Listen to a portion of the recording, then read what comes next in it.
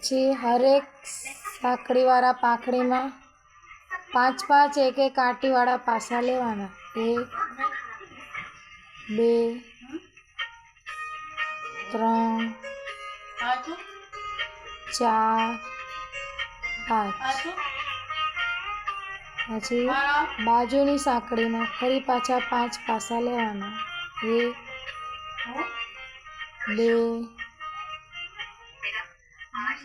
3 4 5।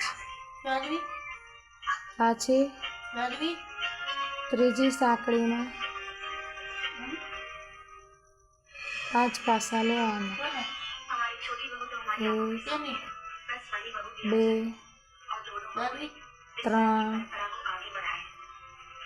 4 5।